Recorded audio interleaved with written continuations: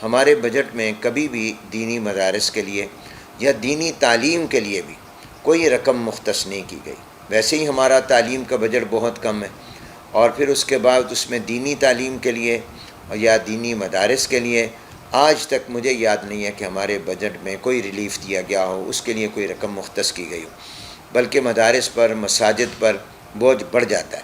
بعض مدارس و جامعات کے بجلی کے بل 25 لاکھ، 30 لاکھ، 20 لاکھ روپے بھی منتھلی آتے ہیں۔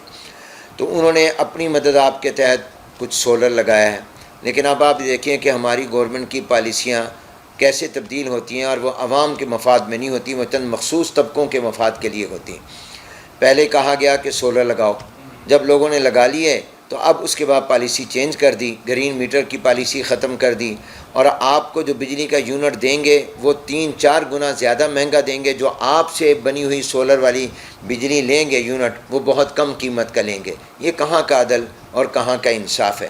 اس لیے مدارس پر اس بجٹ کے بعد بھی بہت زیادہ بوجھ بڑھ گیا ہے، اور مدارس اپنے بجلی کے بل، گیس کے بل دینے میں بہت مشکل ان کو ہوتی ہے۔ اور ہم تو ہمیشہ گورنمنٹ سے کہتے ہیں کہ آپ کہتے ہیں مدارس کی ہیلپ کرنا چاہتے ہیں، تو آپ ان کو کوئی پیسہ نہ دیں، بلکہ آپ ان کو یوٹیلٹی بل سے مستثنیٰ کر دیں، اور اگر آپ یوٹیلٹی بل لینا ہی چاہتے ہیں تو کم از کم ٹیکسز ختم کر دیں۔